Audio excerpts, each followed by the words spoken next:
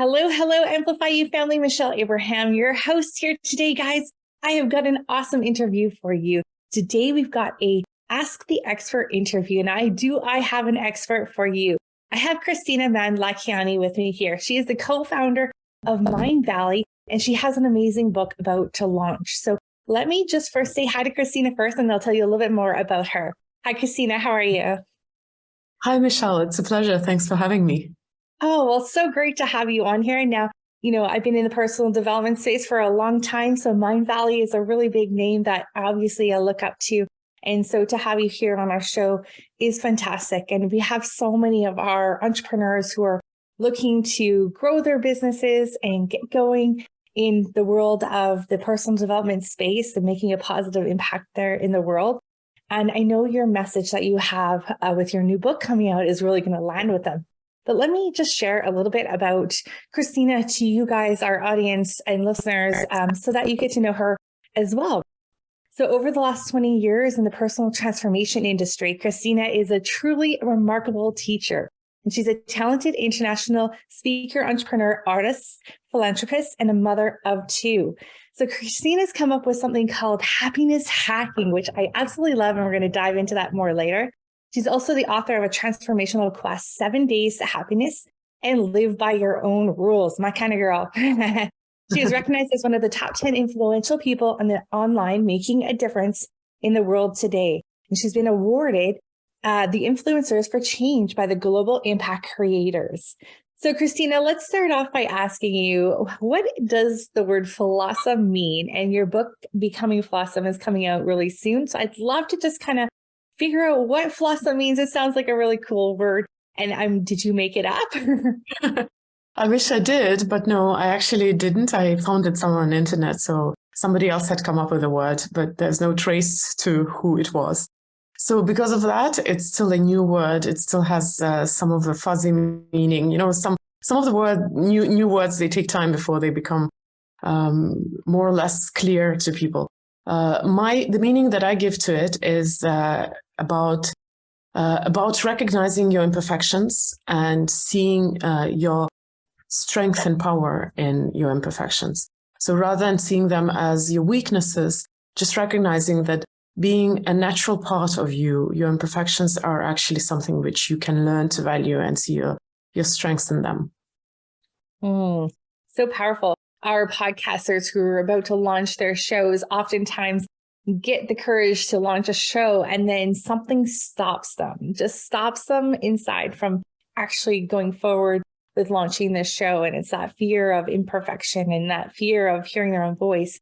Any advice for those podcasters that are getting stuck up on those kind of imperfections? I think a lot of people get stuck with imperfection because imperfection, I saw this meme somewhere that imperfection spells paralysis. Not imperfection, sorry, perfectionism spells paralysis. I kind of got stuck with the word imperfection. So perfectionism is a trap, definitely, and it's definitely a dead end attempt. And it's an unattainable height usually, because that's the interesting thing about perfectionism, that the more you try to reach it, the further it becomes. It's like, you grow and you become better so that you can be that perfect version of yourself. And then the more you grow, the more you realize there's still so much more to do. So it is unattainable to a great degree. And I learned it a long time ago when I was a kid. I went to art school and I learned art professionally. And I know that no matter how long I worked on a piece of art, it was never that perfect vision that I had in my head. So,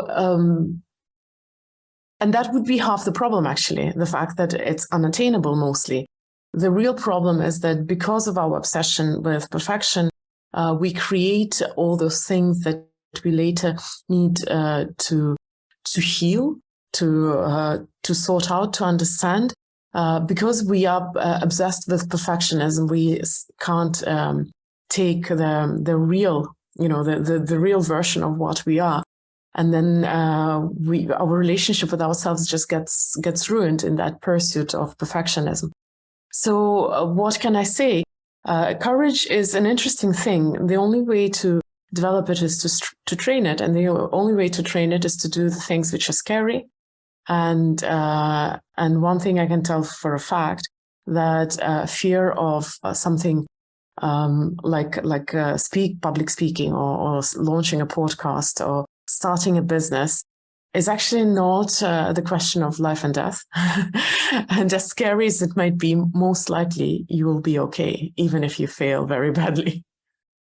Right. I love it. And it's funny, we have this saying at our company, if you're not embarrassed by your first few episodes, you waited too long to put them out there. So we hope that puts people at ease. We're like, it's okay to be imperfect and have those flaws, but to love yourself and love what you hear. Any suggestions for the people that want to listen back to every single episode and critique everything? I mean, I think your Flawsome philosophy really embraces that. Well, for one thing is that once something is done, maybe it's time to let it go and let it go into the world and make its own way there. Of course, there are sometimes such failures which need to be corrected or, in a little less dramatic terms, removed from from public domain. It does happen. I mean, I've deleted posts and I've chosen some interviews not to go live because they just were not good enough. But that was never a question of perfection. It was always the failure. You see, the thing is that we are sometimes so black and white, and perfectionism sometimes makes us feel that if it is not perfect, then it is a failure. But there's such a huge ground between perfection and a true failure, and everything in between is the actual life. Because perfection is unattainable, and failure, while it happens, it's also not usually the rule of the game. I mean, if you do podcasts, let's say you do 100 interviews, even if 10 are horrible, still you have 90 which are not a failure.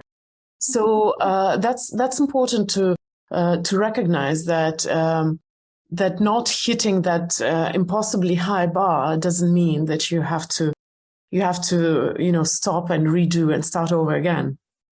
Yeah, that's such a great point. I love it. What's your dream and what's your vision for becoming Flawsome? Sorry, becoming Flawsome. It's so flawless is like impossible, but Flawsome is awesome.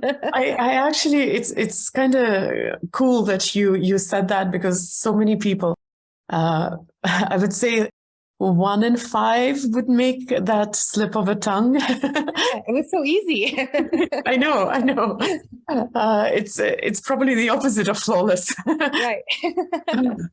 Sorry, I was so entertained, but that slipped that I forgot what you asked. No problem. That's all good. I was just saying, how Flawsome, what's your vision for the vision for my book?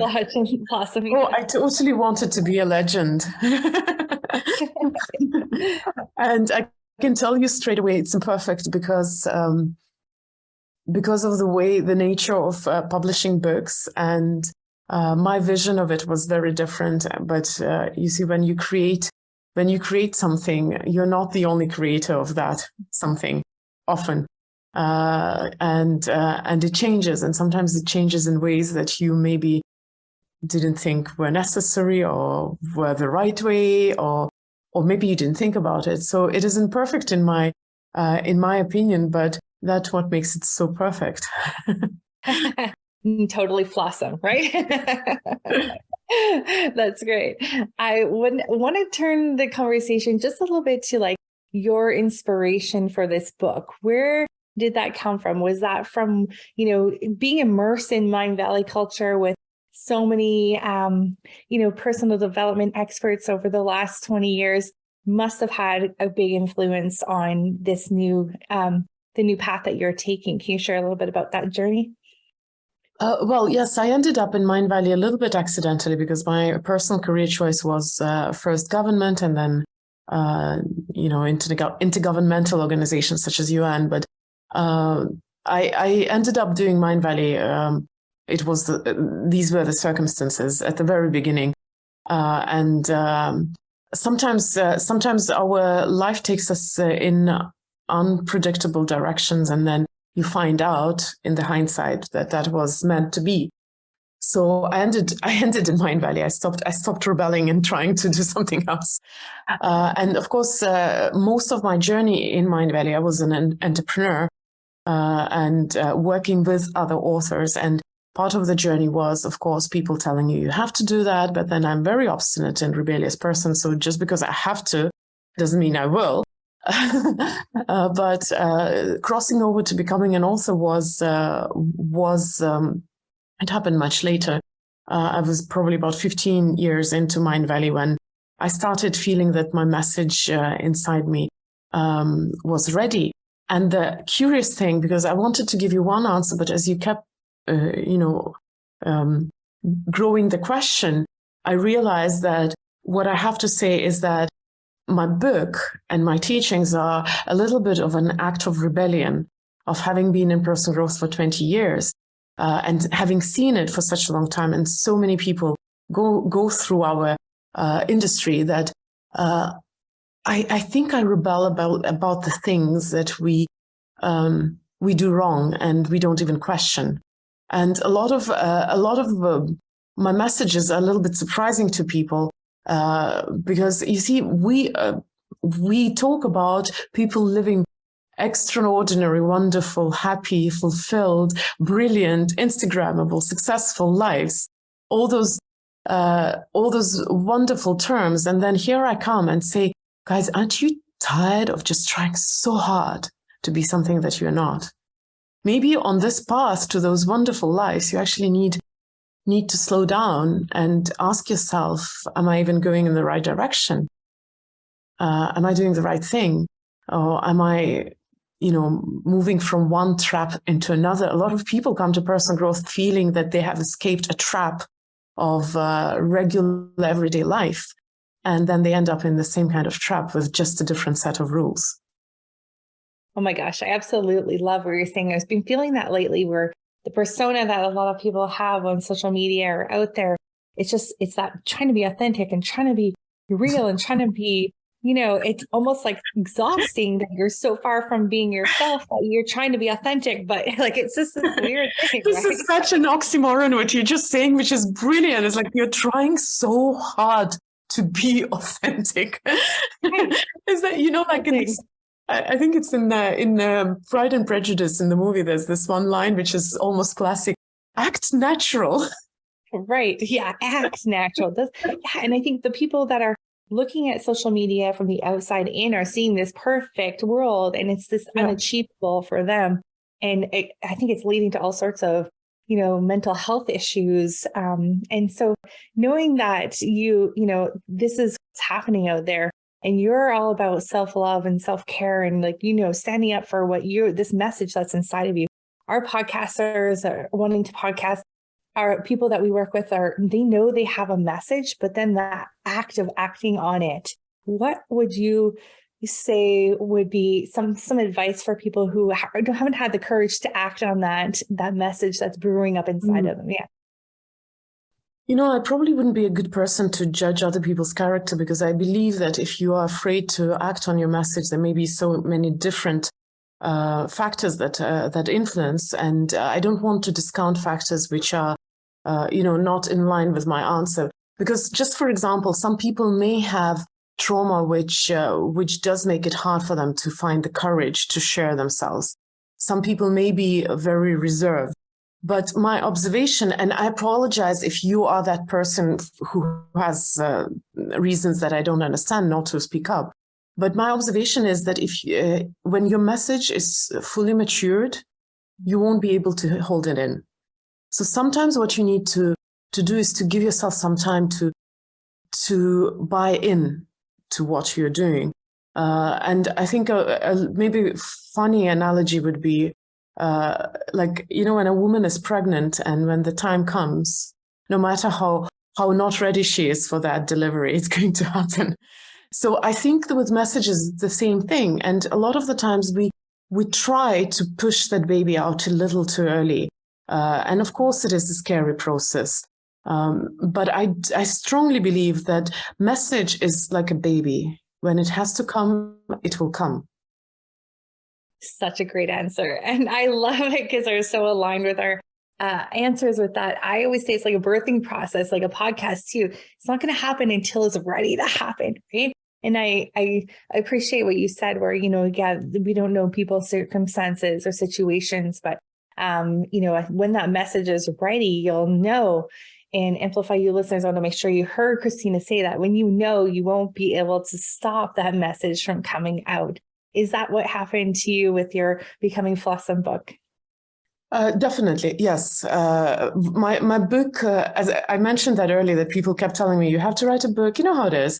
And very often you live with the knowledge that this is going to happen one day. And book is one of those things which a lot of us think, of course, one day I'll write a book. There are I've heard the number 13 million books being published every year. That's almost scary. But on the other hand, having been in personal growth for 20 years, of course, I don't want to add to the noise. So I wasn't going to write a book unless I knew for a fact that what I had to say, and I wouldn't keep it in. So yeah, definitely you can't hold it in once it's coming out. But with that said, as you noticed, I don't want judging people, and I think that's one of the big maybe it's a little bit not so on the surface, or maybe it's between the lines, but our industry is full of judgment, and marketing is built on judgment in essence. And I think we're just so jaded with that. So I don't want to add to that to that burden of people judging you. I truly think that we are so much more resilient, so much more brave, so much more beautiful if we just allow ourselves to be ourselves. And very often it's the judgment that puts us in the box and makes us feel less than, because we don't trust. We don't trust that if we are left to our own devices that we'll actually flourish, but we will. And call me naive and optimistic, but that's what I believe in people. I believe in nonviolence. Don't force people. You see, it's like with children, when children grow, you can force them and then they will rebel when they grow up, or you can nurture them. Beautiful. You're known as the happiness hacker. And tell us a little bit about happiness hacking. I think you just alluded to a few of the principles a few moments ago, because I think that really essentially leads to happiness right there, what you just said. I do mention happiness. There's no going around it. Of course, I mentioned happiness in the book as well. Although strictly speaking, it's not about happiness. And if we saw the correlation, I believe you need to learn to love yourself if you want to be happy. But then you can't be happy if you don't love yourself. But when you love yourself, it's not guarantee of happiness. So happiness would be a separate topic to dive into. And I've taught it for so many years that, of course, there'd be so much to talk about. But what I want to say is that very often we misunderstand the value of happiness and the necessity of happiness. As I mentioned, you introduced me from my less sexy side. I could talk about business and about building big companies and stuff like that. But, happiness and self-love are considered mushy and squashy. And it's so hard to sell that, because a lot of pragmatic people would say, yeah, I kind of get it. But you know what? I need to increase my profits. I need to solve that, people's problem in my business. And I'm realizing one very interesting thing. We very often misunderstand our problems. We feel that our problem is in the pragmatic level. It's that huge thing that doesn't let me sleep at night because, my business is, let's say, in danger, or my relationships are strained and complicated, without realizing that very often the problems are not the problems, but the symptoms of the fact that you are discontent and not pleased with yourself and with your life, and you're in the wrong place, and you don't even know who you are. So as counterintuitive as it might seem, but very often sorting out your relationship with yourself helps you sort out relationships in your outside world. And here I'll bring a very simple example. I had a business partner I had a business in Russia. Of course, not a fashionable thing anymore, but I'm not in business in Russia anymore too. But it was 2014 when my Russian business, after having done really well for 6 years, was on the brink of bankruptcy because of economic crisis and political situation and whatnot. Anyway, there were external reasons, as I thought. But it just happened so that my relationship with my business partner at that time was very strained, and I was incredibly unhappy. And I, as a good entrepreneur, I was telling myself, I have to do that because of the business, because of the partners, the clients, everything. So I was telling myself the story that I needed to sacrifice my own well-being for the sake of something bigger than myself, which is my business. But then it became so unbearable that I remember saying a phrase in my head: I'd rather go bankrupt with a smile on my face than keep going like this one more day. And then I took a sledgehammer and I smashed our relationship, and I didn't know if my business will survive or not. But now, of course, it was 2014. 8 years later, I can tell you the moment I actually solved that problem, which seemed to do nothing with business, my own problem of well-being, my challenges didn't bother me. It wasn't about the challenges. It wasn't about near bankruptcy. It wasn't about economic crisis. It was about the challenges didn't excite me anymore because I was deeply unhappy. So very often we misunderstand. We think that what bothers us is our success, but in reality, what bothers us is that we are not happy, that even those things that used to make us, inspired, they don't spark us anymore. Wow. And I just think that's incredible insight. In a way, it's allowing you to then become Flawsome, right? And live a more Flawsome life. Like, I'm going to use that word as like an acronym now. It's the Flawsome way of being, becoming Flawsome. And I think it's going to be used in a lot of terms because I see that, we might think we have so many problems, but really when we deal with our own happiness and make that, and I think that was the decision that you're talking about there, making that decision. Just unfolds a whole bunch of new ways and new ways for you. Well, that's been absolutely incredible. And thank you for sharing with us. And thank you for spending your time with us today, Kristina. It's been delightful having you here on Amplify You. Any last words of wisdom before we let you go today? Well, it's a little bit of a request, which is a bit hard for me. I mean, wisdom. I would share the words of Cinderella's mother because they're my favorite and they're the shortest. Have courage and be kind. Love it. I love it. And now, where can we best support you with your Becoming Flawesome book as it's launching? Well, the best way to support any starting writer is to buy a book, of course. That's the best way to support. Buy a book for yourself and your friend. Awesome. We will definitely do that. And we will put the links in the show notes to where we can go ahead and do that and help support Kristina on her mission with the Becoming Flawesome book. And I just think you're creating a movement with this book. I can say Flawsome for so many different things. I absolutely love it. Thank you, Kristina, for being here today. And have a fabulous day. Amplify You listeners. Go out and support Kristina. Grab her book. Help her get to New York Times bestselling author, and we will love reading it. Share with us all the wisdom that you've gathered from that book after you've read it. We'd love to hear more. Thank you so much for having me. Take care, everyone. Bye-bye.